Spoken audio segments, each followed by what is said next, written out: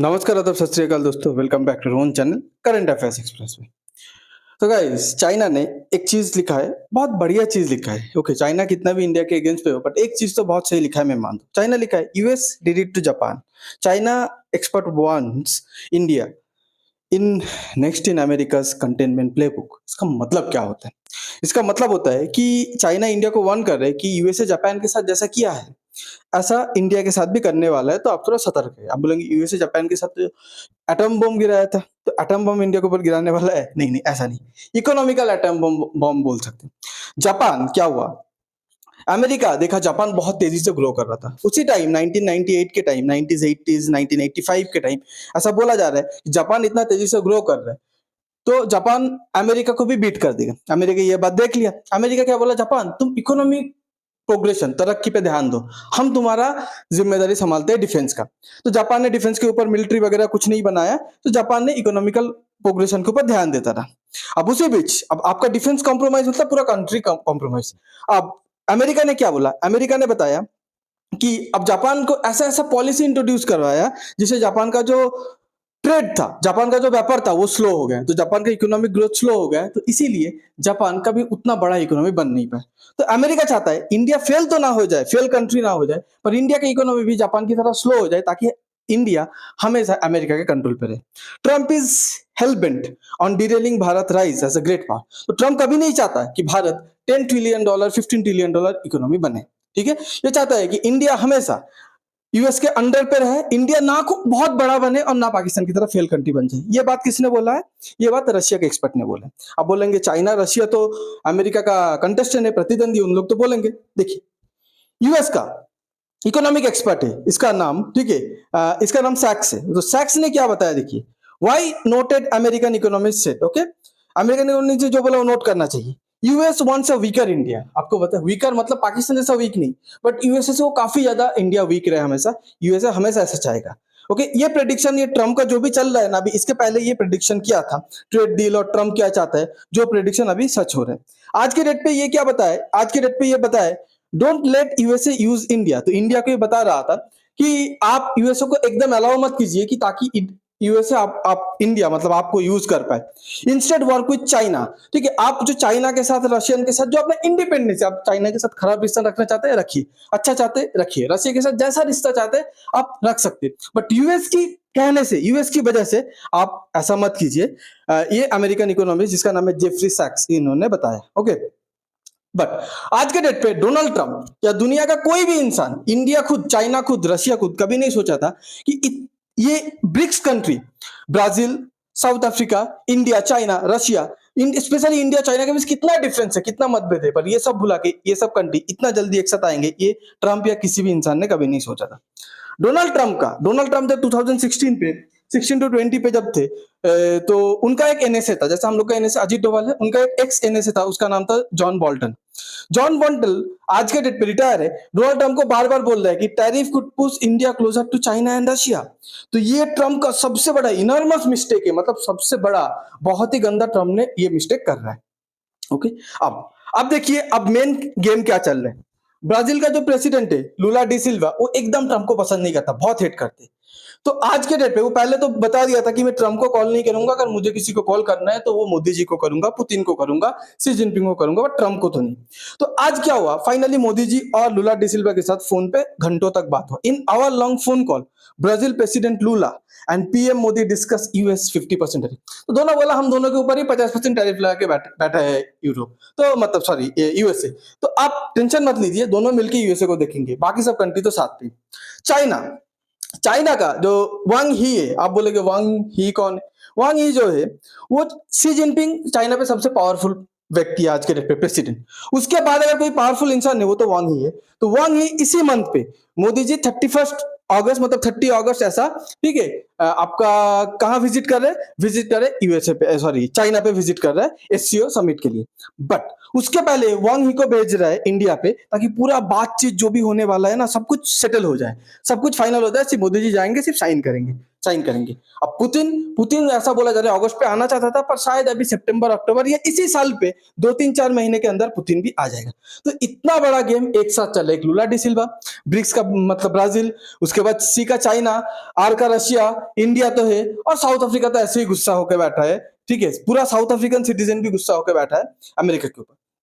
और सबसे बड़ा जो गेम हो गया, अजीत डोभाल जी जब गए थे, देखिए अजीत डोभाल कोई मंत्री नहीं है, कोई मिनिस्टर नहीं है इस जयशंकर, ये एक सरकारी पोस्ट होता है, इसको बोला जाता है एनएसए, नेशनल सिक्योरिटी एडवाइजर, ये एक जॉब होता है। ठीक है, ये एक जॉब होता है। तो ये जो जॉब मतलब सरकारी एक नौकरी वाला इंसान जब जाता है, मैक्सिमम उसके साथ कोई दूसरे कंट्री जिधर जाते हैं उसका मिनिस्टर मिल लेते, defence minister, foreign affair minister मिल लेते, बट पुतिन जनरली प्रेसिडेंट नहीं मिलता। प्रेसिडेंट तभी मिलता है जब जयशंकर जैसा कोई इंसान जाता है, मोदी जी जैसा कोई इंसान जाता है, तब पुतिन बाहर आके मिलता है। पर पुतिन ने ऑफिशियली सबके सामने in front of the camera Ajit Doval ji के साथ मीट कर ली। ओके, अब ये सब होने के बाद ये बताया जा रहा है, ठीक है, आज के डेट पे न्यूज पे ये बहुत बड़ मतलब जोरों शोरों से चर्चा हो रहा है, a heavy BRICS blowback bring for Trump. क्या ट्रम्प के लिए मतलब एक बहुत ही सेटबैक, एक बहुत ही झटका, ब्रिक्स नेशन पका रहे हैं अंदर ही अंदर। अब ये बात तो अभी इंडियन न्यूज़पेपर, चाइनीज न्यूज़पेपर, इन लोग को अगर पता है तो ट्रम्प को पता नहीं होगा। Russian president Vladimir Putin, Brazilian counter part जो उसके लुला डी सिल्वा, दोनों पीएम मोदी को कॉल करते, दोनों मिलकर बात करते। फिर पीएम मोदी का डोभाल साहब जाता है रशिया, जयशंकर थोड़े दिन पे जाने वाला है, मोदी जी जाके सी जिनपिंग के साथ मिलने वाला है, चाइना का वांग ही इंडिया पे आना वाले, बहुत सारा इवेंट होने वाला है, बहुत सारा। ट्रम्प के अगेंस्ट में इतना जल्दी, इतना मतलब महत्वपूर्ण, इतना डेंजरस, इतना बड़ा इवेंट इतना जल्दी होगा मैं भी नहीं सोचा था। आज के डेट पे देखिए, रशिया और इंडिया हमेशा से बहुत ही अच्छा स्ट्रैटेजिक पार्टनर थे। तो ये जो स्ट्रैटेजिक पार्टनर इन लोग और भी डिपेंड करना चाहते हैं। एक चीज ट्रम्प को बता दिया है इंडिया ने कि रशिया हमारा टाइम टेस्टेड अलाई है, टाइम टेस्टेड फ्रेंड है, जो हमेशा साथ दिए। जब आप पाकिस्तान का साथ देते थे तब रशिया हमारा साथ दिया। तो आज के डेट पे अगर आप ये टैरिफ थ्रेड वगैरह लगा के बोलोगे रशिया से ये मत खरीदो, वो मत खरीदो, दोस्ती तोड़ दो, आप जितना हम लोग को रशिया से जबरदस्ती खींचोगे, हम उतना ही रशिया के क्लोज जाएंगे, हम उतना ही रशिया से दोस्ती निभाएंगे। तो आप हम लोग को अपने पे छोड़ दीजिए, इंडिपेंडेंट, हम लोग इंडिपेंडेंट कर दिए, हम लोग पाकिस्तान की तरह चाटुकार कंट्री नहीं है। ओके, उसके बाद आज के डेट पे अभी क्या है, अभी मतलब पुतिन के साथ अजीत डोभाल जी का मीटिंग हुआ, उधर बात हुआ। पुतिन ने बताया, अजीत डोभाल जी ने बताया कि पुतिन इंडिया विजिट करने वाले हैं। देखिए, जब से कोविड मतलब आया है उसके बाद से पुतिन ने कभी रशिया के बाहर कोई कंट्री पे विजिट के लिए नहीं निकला है। तो पहली बार इतना सालों बाद जब पहली बार पुतिन निकल रहे, उसका पहला विजिट कहाँ होगा? इंडिया होगा। मतलब वो भी दिखा रहा है हम अगर घर से निकल रहे इतना दिनों बाद, सबसे पहले हम हमारे दोस्त के पास जाएंगे, इंडिया के पास। ओके, तो पीएम मोदी पुतिन आज के डेट पे मतलब अभी तक दोनों के बीच डायरेक्ट बात नहीं हुआ। तो आज पीएम मोदी और पुतिन के बीच फोन पे बात हुआ और बहुत सारे चीजों पे चर्चा हुआ है, यूक्रेन वॉर के बारे में भी चर्चा हुआ है। ओके, अब इसी बीच पे डोनाल्ड ट्रंप पहले बोलता था, ओके, लाइक हम लोग रशिया का जो सैंक्शन है, जो रशिया से सामान खरीदेंगे उनके ऊपर 500% टैरिफ लगा देंगे। तो बताया अगर इंडिया हम लोग की बात नहीं मानते, पहले की बात है, पहले की, ओके, तो 500% टैरिफ लगा देंगे, ऐसे ऐसे बोलता था डोनाल्ड ट्रंप। तो आज के डेट पे यूएसए का जो सेनेटर है, ओके, ग्राहम को जब पूछा जाता है कि क्या कर सकते हैं अगर इंडिया अभी भी नहीं मानता, 50% तो लग गया है, तो अभी भी अगर नहीं मानता है तो आप इंडिया के साथ क्या करेंगे? तो बोला, ट्रम्प बताता तो याद है 500% टैरिफ, 500% टैरिफ लगा देंगे। देखिए 50, आपको कल बताया, आज भी बताता, 50% टैरिफ लगने के बाद इंडियन सामान, अमेरिकन जो मार्केट है, मतलब अमेरिकन मार्केट पे इंडियन सामानों के लिए मतलब डोर ऑलरेडी बंद हो चुका है, दरवाजा बंद। तो ऐसे जा नहीं पाएगा। अभी आप 100% लगाए, 500% लगाए, 5000% लगाए, इंडियन सामान ऐसे भी नहीं जा रहा है, ऐसा भी नहीं जाएगा, तो इसमें कुछ फर्क नहीं होने वाला। पर ट्रम्प एक चीज बोल रहा है, देखिए अमेरिका के साथ अगर आप देखेंगे तो इंडिया का टोटल ट्रेड, मतलब इंडिया अमेरिका को कितना सामान बेचते हैं? 80 बिलियन का टोटल इंडिया सामान बेचते हैं अमेरिका को। अमेरिका इंडिया को कितना बेचते हैं? 44.4 बिलियन। आज के डेट पे इंडिया अमेरिकन सामान पे रोक नहीं लगा है। अगर कल रोक लगा देगा तो अमेरिका भी $44 बिलियन का बिजनेस खो देगा। मैं मानता हूं इंडिया का भी अमेरिका के ऊपर रोक नहीं लगाएगा, बैन नहीं करेगा, मैं मान लेता हूं।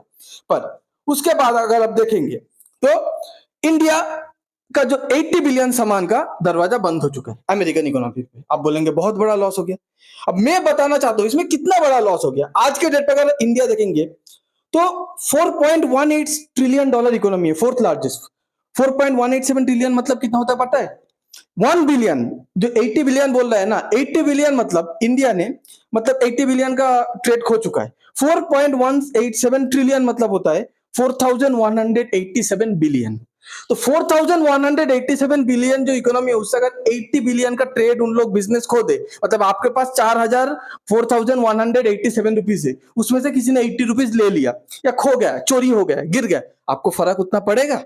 पर इंडिया आज के डेट पे ऐसा नहीं कि 80 बिलियन डॉलर का जो मार्केट अमेरिका से हम लोग खो रहे हैं तो इंडिया चुपचाप बैठा है। इंडिया दूसरे मार्केट, यूरोप इतना बड़ा मार्केट है, बाकी ऑस्ट्रेलिया के साथ यूके के मार्केट पे वो प्रोडक्ट को डाइवर्ट करने की कोशिश करे। 80 बिलियन से अगर 40 बिलियन भी डाइवर्ट कर दे दूसरे मार्केट पे तो इंडिया कितने का मतलब टोटल बिजनेस लूज किया? 40 बिलियन डॉलर। मतलब 4187 रुपीज से आपका 40 रुपीज चलेंगे, उतना बड़ा कुछ नहीं है, हम लोग सह लेंगे। ओके, बट ये सब चीज क्यों हुआ? ये इधर से ना बहुत इंपॉर्टेंट बात है, इधर मतलब अभिमान की बात आता है, खुद की खुददार की बात आता है, रेस्पेक्ट की बात आता है। अब बोलेंगे कैसे, मैं आपको बताता हूँ। ये सब चीज कैसे चालू हुआ? ट्रंप हमेशा चाहता था कि इंडिया का एग्रीकल्चर प्रोडक्ट, डेयरी प्रोडक्ट का जो मार्केट है उसके अंदर हम लोग घुस जाए, क्योंकि वो मार्केट बहुत बड़ा है।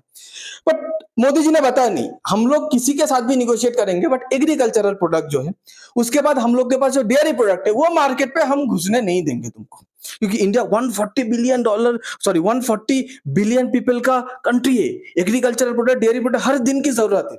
अमेरिका को पता है, तो अमेरिका वो मार्केट को टारगेट करके इंडियन जो फार्मर्स है, ठीक है, डेयरी पीपल है, उनको डिस्ट्रॉय करना चाहते हैं। अब आज के डेट पे देखिए, अमेरिका, एक टाइम पे हम लोग के पास खाने का सामान नहीं था इंडिया के पास, पूरे इंडिया के पास। तो हम लोग क्या, हम लोग का वॉर चल रहा था, मिलिट्री को मतलब खाना पहुंचाना था, ठीक है, हम लोग पूरा देशवासी को खिलाना था। हम लोग के उधर उतना खाने का सामान, हम लोग के उधर उतना फार्मिंग नहीं होता था, खाने का सामान उतना नहीं था।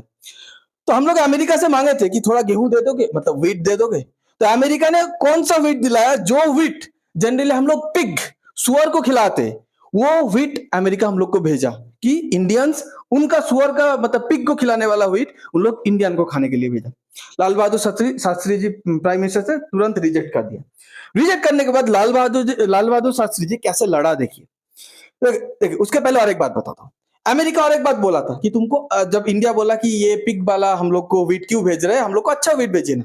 अमेरिका बताता अच्छा व्हीट चाहिए, ओके।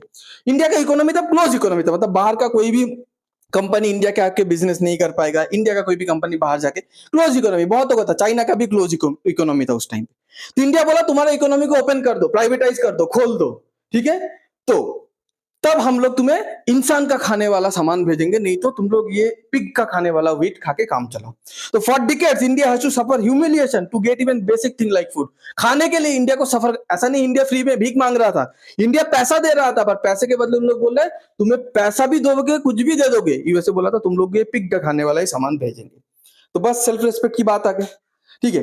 लाल बहादुर शास्त्री क्या किया था? लाल बहादुर शास्त्री सबसे पहले पूरे देशवासी के सामने आके शास्त्री जी बताया था, सैक्रिफाइस 1 मील अ डे, मतलब अगर 2 टाइम खाना खाते हैं तो प्लीज एक टाइम आप लोग उपवास कर लीजिए, ठीक है, फास्टिंग कर लीजिए, खाना मत खाइए, एक टाइम खाना खाइए, क्योंकि हम लोग के कंट्री पे खाने का शॉर्टेज है, ठीक है।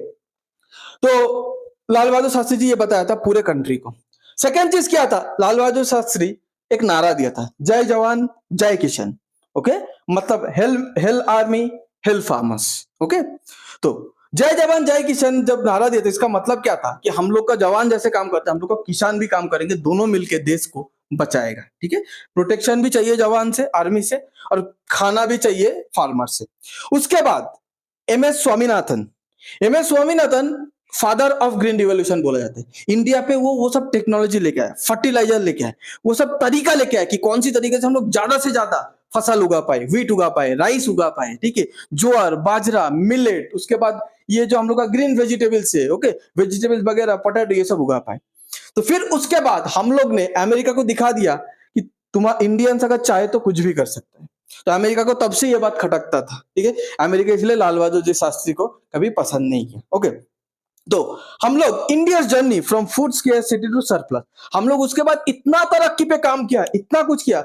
एक टाइम पे हम लोग को खाना नहीं मिलता था, उधर से हम लोग अभी खाना हम लोग के पास ज्यादा रहता है, पता है। फूड स्केर्सिटी मतलब खाने की कमी से हम लोग वो देश बन गए जिधर हम लोग के पास आज any time of the day, ठीक है, any time of the year, okay, any time कभी भी देख लो। अब देखो इंडिया के पास कब तक का सामान खाना प्रेजेंट रहता है हमेशा स्टोर पे 2 साल एक्स्ट्रा, मतलब आज 25 मतलब अगस्त 2025 है, इंडिया के पास आज के डेट पे अगस्त 2027 तक का खाना है ऑलरेडी, और ऊपर से हम लोग और भी खाना हमारे पास है जो हम लोग बाहर एक्सपोर्ट करते हैं।